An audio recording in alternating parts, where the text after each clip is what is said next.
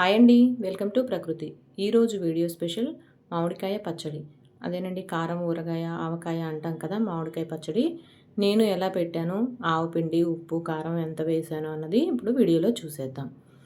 ఇప్పుడే తోటలో నుంచి కోసుకొచ్చుకున్నామండి మామిడికాయలు. నేను కొత్తపల్లి కొబ్బరికాయలు పెట్టానండి. పచ్చడికి చాలా బాగుంటాయి. సంవత్సరం అంతా కూడా నిల్వ బాగుంటుంది. సంవత్సరం లాస్ట్ వరకు కూడా ముక్క గట్టిగా ఉంటుంది, పచ్చి ముక్కలాగా గట్టిగా ఉంటుంది, చాలా బాగుంటుంది. అందుకే ఎప్పుడు ఇవే పెట్టుకుంటాము. తీసుకొచ్చిన తర్వాత ఒక అరగంట పాటు నీళ్ళల్లో వేసి వదిలేస్తే మనం కాయ కోసినప్పుడు సొనది కారుతుంది కదా, అదంతా నాని మంచిగా మళ్ళీ అరగంట తర్వాత బాగా రుద్దుకుంటూ కడిగి మళ్ళీ వేరే బకెట్లో నీళ్ళు వేసి అందులో మంచి నీళ్ళు వేసుకొని కాయలన్నీ మరొకసారి కడిగేసి తీసి పక్కన పెట్టుకోవాలి.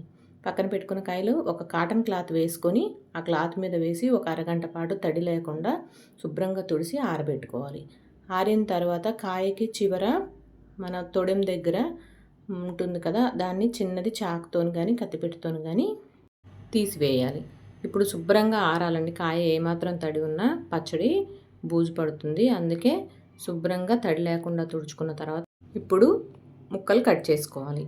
ఇది ఒక కాయ 4 ముక్కలు చేసిన తర్వాత మళ్ళీ ఆ 4 ముక్కలని కూడా ఒక ముక్కని 4 అంటే ఒక కాయ వచ్చి 16 ముక్కలు అవుతుందండి. పెద్ద కాయ అయితే కొంచెం 17-18 ముక్కలు అవుతుంది. చిన్న కాయ అయితే కరెక్ట్గా 16 ముక్కలు అయితే కరెక్ట్ సైజు వస్తాయండి. మరి పెద్ద ముక్కలు కూడా కోసుకొని అవసరం లేదు. ఒక కాయ వచ్చి 16 ముక్కలు అయితే కరెక్ట్ సైజు వస్తుంది. కత్తిపీటని శుభ్రంగా కడిగి సిలుం పడుతుందండి. మనం ఈ మామిడికాయలు కోసిన కత్తిపీటలు ఎప్పుడో సంవత్సరానికి ఒకసారి వాడుతూ ఉంటాం కదా, అందుకే ఒకసారి బాగా స్క్రబ్ చేసుకొని కడుక్కొని సిలుమది లేకుండా అది కాయలకి పట్టేస్తుంది. సిలుం పట్టేసి మనం కోస్తున్నప్పుడు నల్లగా పట్టేస్తుంది. అందుకే శుభ్రంగా కడిగి తుడుచుకొని ఆరబెట్టుకొని ముక్కలు కట్ చేసుకోవాలి. ఇలాగ కాయలు కట్ చేసిన తర్వాత మధ్యలో జీడంతా చాకుతోని తీసేసుకోవాలి. పైన సన్న పొరగ కూడా ఉంటుందండి జీడి లోపల. మళ్ళీ ముక్కకి పైన సన్న పొరలాగా ఉంటుంది. అది కూడా మనం ఇలా కట్ చేసుకున్నప్పుడు కొన్ని ముక్కలకు వచ్చేస్తుంది, కొన్ని ముక్కలకు రాదు. అలాంటప్పుడు మనం చిన్న ముక్కలుగా కట్ చేసినప్పుడు తీసుకోవడానికి తొందరగా వచ్చేస్తుంది. మామిడికాయ పులుపు కదండి, మనం ఎంత కడిగినా కూడా కత్తిపీటకి కొంచెం నల్లగా వస్తుంది. మనం కాయ కోస్తున్నప్పుడు అప్పుడు కాటన్ క్లాత్ తీసుకొని ముక్కని చక్కగా తుడుచుకుంటూ కోసుకోవాలి. మనం ఏ ముక్కకు ఆ ముక్క కోస్తున్నప్పుడే తుడుచుకుంటే చూడడానికి నీట్గా ఉంటాయి. తర్వాత మళ్ళీ పని లేకుండా ఉంటుంది. ఇలాగ మనం ముక్కలు కట్ చేస్తున్నప్పుడే కత్తిపీటని తుడుచుకుంటూ ముక్కలు కూడా ఎక్కడైనా నల్లగా ఉంటే వాటిని కూడా తుడుచుకుంటూ ముక్కలు మొత్తం కట్ చేసుకోవాలి. కత్తిపీట మంచి పదును మీద ఉంటే మనం త్వరగానే కోసేసుకోవచ్చు అండి. కత్తిపీట బాగా తెగకపోతే మాత్రం మామిడికాయలు కోయడం చాలా కష్టం. అందుకే ముందే మామిడికాయల సీజన్ వచ్చింది అనుకున్నప్పుడే మనం కత్తిపీటకి పదునది పెట్టించుకొని రెడీగా ఉంచుకోవాలి. సిటీల్లో అయితే కట్ చేసి ఇస్తారు, కానీ పల్లెటూరులో కట్ చేయడానికి ఏమీ ఉండదండి. మనమే ఎవరింట్లో వాళ్ళు కట్ చేసుకోవడమే. కత్తిపీట బాగుంటే మనం ఆడవాళ్ళమైనా కట్ చేసుకోవచ్చు మామిడికాయ ముక్కలు. ఇలా కట్ చేసుకున్న తర్వాత ముక్కలన్నీ జీడి అది ఏమీ లేకుండా పొర అది లేకుండా శుభ్రంగా నీట్గా తీసుకొని ఒక బేషన్లో వేసుకొని ఇప్పుడు ఇదంతా నీట్గా క్లీన్ చేసుకొని ఈ క్లాత్ మీద ఉన్న జీడి అవంతా కూడా ఏమి రాకుండా నీట్గా క్లీన్ చేసేసుకొని మనం ఇప్పుడు ముక్కలు కొలుసుకోవాలి. నేను 60 కాయలు తీసుకున్నానండి లెక్కపెట్టి. 60 కాయలు తీసుకుంటే నాకు ఒక 2-3 కాయలు కోస్తుండగా సైడ్ అయిపోయి తీసేసాను. కరెక్ట్గా డబ్బా కేజీ డబ్బా అండి ఇది. దీంతో 13 కేజీలు ముక్కలు అయ్యాయి, అంటే 13 డబ్బాలు ముక్కలు అయ్యాయండి. అంటే మనం డబ్బా కానీ ఏదైనా గిన్నె కానీ కొలపెట్టుకుంటే ఉప్పు కారం వేసుకోవడానికి కరెక్ట్గా తెలుస్తుంది. నేను 60 కాయలు తీసుకుంటే 13 డబ్బాలు ముక్కలు అయ్యాయి. ఇప్పుడు ఈ 13 డబ్బాలకి నేను ఆవాలు ఒక 3/4 కేజీ ఆవాలు తీసుకున్నాను. ఇదే డబ్బాతో 3/4 కేజీ ఆవాలు. ఈ ఆవాలు నేను లైట్గా వేయించుకున్నానండి. వేయించుకొని పొడి చేసుకుంటే చాలా మంచి వాసన వస్తుంది. పచ్చి వేయలేదు. చాలామంది పచ్చివి కూడా వేస్తారు, పచ్చిపిండి కూడాను, కానీ నాకు అంతగా ఎందుకో నచ్చదు. అందుకే లైట్గా వేయించుకొని పొడి చేసుకున్నాను.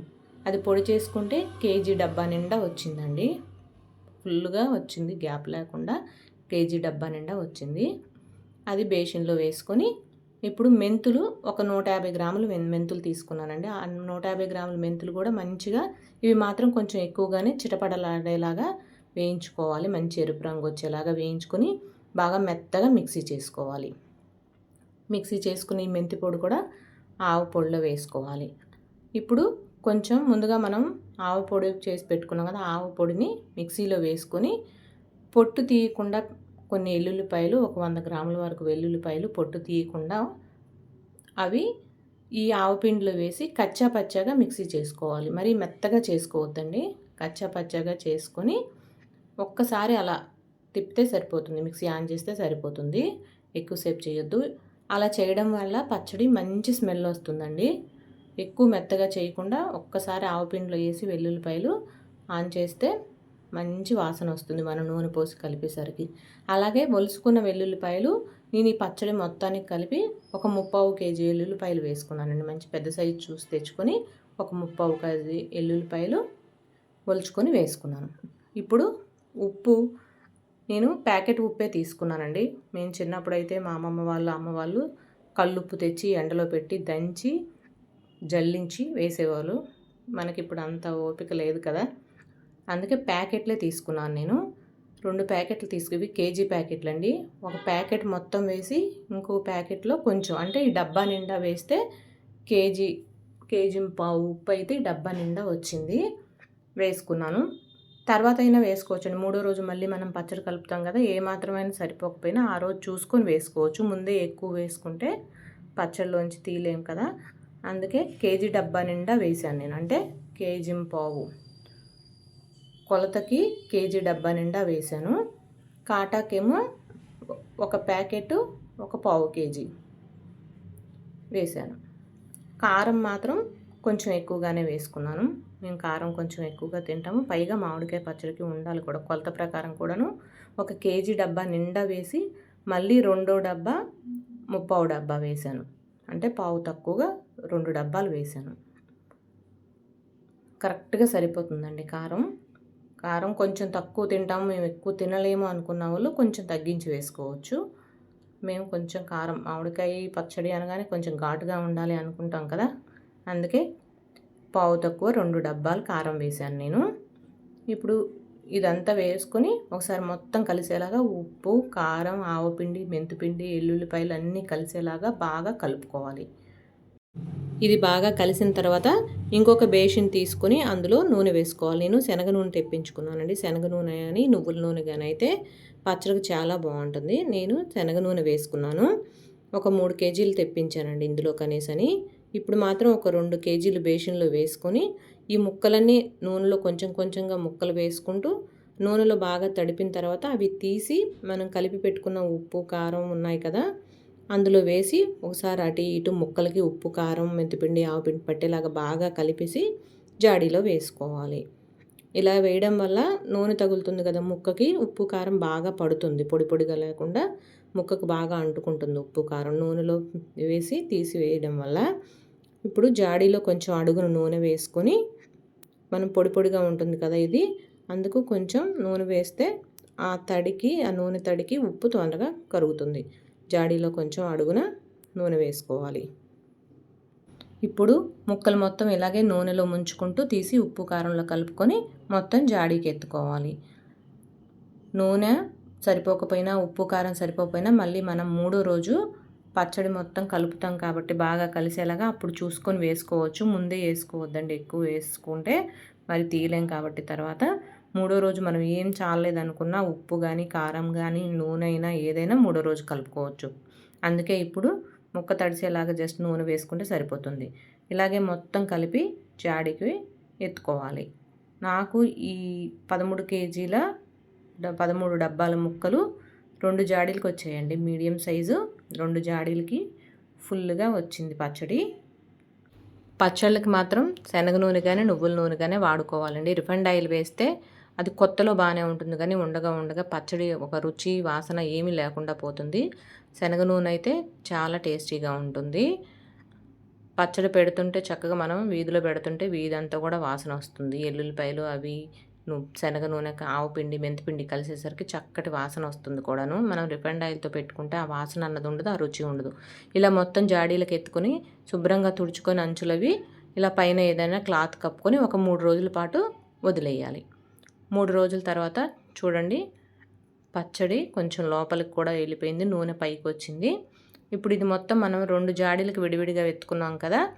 ఇప్పుడు బేసిన్లో వేసుకొని మొత్తం 2 జాడీల పచ్చడి బేసిన్లో వేసుకొని మొత్తం కలిసేలాగా బాగా కలుపుకొని ఏమైనా సరిపోకపోతే ఉప్పు కానీ అది కలుపుకుందాం. ఇప్పుడు ఈ 2 జాడీల్లో పచ్చడి మొత్తం ఒకే బేసిన్లో వేసుకొని బాగా కలుపుకుంటే అంత పచ్చడి అంతా కూడా ఉప్పు కారం ఒకేలా పడుతుంది.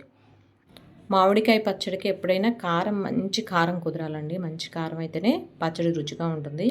కొన్ని చోట్ల మిరపకాయలు బాగోవు. ఆ కారం అంటే కారం ఎక్కువ ఉంటుంది, తక్కువ పడుతుంది. అలాంటప్పుడు అంత గుజ్జుగా ఉండదు పచ్చడి.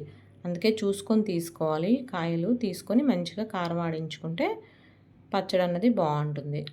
ఇలాగ ఇప్పుడు 2 జాడీల పచ్చడి బేసిన్లో వేసుకొని మొత్తం బాగా కలిసేలాగా ఒకసారి బాగా కలుపుకొని చూసుకోవాలి మనము ఉప్పు అది సరిపోయిందా లేదని. నూనె తక్కువ అవుతుందండి నాకు. నేను ఎందుకంటే 2 కేజీలే వేసాను కదా కలిపేటప్పుడు. ఉన్నది మూడో రోజు వేసుకోవచ్చులే అన్నట్టుగా 3 కేజీలు తెప్పించాను, 1 కేజీ ఉంచాను. ఇప్పుడు ఇందులో నూనె వేసుకొని కలుపుకొని ఉప్పు కూడా సరిపోయిందో లేదో చూసుకొని ఉప్పు కూడా వేసుకొని కలుపుకోవాలి. నేను ఒక 1/2 కేజీ వరకు వదిలేసాను కదండి ఆ రోజు. ఇప్పుడు ఆ నూనె కూడా ఇందులో వేసుకుంటున్నాను. పడుతుందండి. 13 కేజీల ముక్కలంటే 3 కేజీల నూనె కంపల్సరీ పడుతుంది. వేసేసుకోవాలి మొత్తం సరిపోతుంది అప్పుడు కరెక్ట్గా. వేసుకొని కలుపుకున్న తర్వాత నాకు కొంచెం ఉప్పు కూడా తక్కువ అనిపించిందండి. అందుకే ఇంకొక 1/4 కేజీ వరకు ఉప్పు కూడా వేసి కలిపాను. ఉప్పు తక్కువైతే పచ్చడి కూడా పాడైపోతుంది. అలాగని మరీ ఎక్కువ కూడా వేసుకోకూడదు. కరెక్ట్గా సరిపోయేలాగా వేసుకుంటే ముక్క నిల్వ ఉంటుంది, పచ్చడి కూడా టేస్ట్ బాగుంటుంది. ఒక 1/4 కేజీ వరకు పట్టింది నాకు ఉప్పు. అంటే ప్యాకెట్తో వెయిట్ పరంగా అయితే ఒక ప్యాకెటు, ఒక సగం ప్యాకెట్ సరిపోతుంది. కేజీ ప్యాకెట్లు సరిపోతుంది. డబ్బాతో అయితే కేజీ డబ్బా నిండా వేసి కొంచెం ఒక పావు వేసుకుంటే సరిపోతుంది. అలాగా ఇప్పుడు మొత్తం బాగా కలిసేలాగా కలుపుకొని జాడీకి ఎత్తుకోవడమేనండి. అంతే, పచ్చడి రెడీ అయిపోయింది. ఒక వారం రోజుల తర్వాత తింటే బాగుంటుంది. ఎమ్మటే కొత్త పచ్చడి కూడా టేస్ట్ బాగుంటుంది. కానీ బాగా మంచిగా ఉప్పు కారం అంతా ముక్కకు పట్టి బాగా ఉండాలంటే ఒక వారం రోజుల తర్వాత నుంచి తినవచ్చు. ఇలా మొత్తం జాడీకి ఎత్తుకొని 2 జాడీలకు వచ్చింది కదా నాకు పచ్చడి. ఇప్పుడు మొత్తం అది ఊరేసరికి ఒక జాడీ నిండా అయ్యి ఇంకొక డబ్బాకి వచ్చిందండి. ప్లాస్టిక్ డబ్బాకి కొంచెం హెల్తీగా వచ్చింది. నేను అంటే డబ్బాలో ఎందుకు పెట్టానంటే అది మా ఫ్రెండ్ వాళ్ళకి ఇవ్వడానికి అనేసి డబ్బాలో పెట్టాను నేను. అది వాళ్ళకి పంపించడానికి అనేసి. జాడీ అయితే పగిలిపోతుంది కదా. డబ్బాలో పెట్టి మొత్తం నీట్గా అంచులు అవి కూడా శుభ్రంగా తుడుచుకోవాలి. చక్కగా కాటన్ క్లాత్ తీసుకొని మనం వేసేటప్పుడు జాడీలో వేసేటప్పుడు సైడ్లో ఎమ్మటి నూనె పచ్చడి అది కారిపోతుంది కదా. చక్కగా కాటన్ క్లాత్ తీసుకొని మొత్తం నీట్గా తుడుచుకొని మూత పెట్టి పైనుంచి ఒక కాటన్ క్లాత్ ఏదైనా వేసుకొని తాడుతోని గట్టిగా కట్టుకుంటే ధూళది పడకుండా ఉంటుంది. ఎప్పుడైనా పొరపాటున ఒక చుక్క నీళ్ళు తడిచేయి కానీ ఏదైనా తగిలినా కూడా లోపలికి వెళ్ళకుండా ఉంటుంది. మూత పెట్టిన తర్వాత పైన క్లాత్ వేసి కట్టుకోవాలి. కట్టుకొని మనకు అవసరం ఉన్నప్పుడు కొంచెం కొంచెంగా తీసుకుంటూ మళ్ళీ అలాగే మూత పెట్టి క్లాత్ కట్టుకుంటే సంవత్సరం వరకు నిల్వ ఉంటుందండి పచ్చడి. లాస్ట్ వరకు కూడా మీకు ముక్క ఫస్ట్ రోజు అయితే ఎంత గట్టిగా ఉందో లాస్ట్ వరకు కూడా అంతే గట్టిగా ఉంటుంది ముక్క. రుచి కూడా అలాగే ఉంటుంది. ఓకేనండి. ఈ వీడియో కనుక మీకు నచ్చినట్టయితే లైక్ చేయండి, షేర్ చేయండి, సబ్స్క్రైబ్ చేసుకోండి. థ్యాంక్ యూ అండి. బాయ్.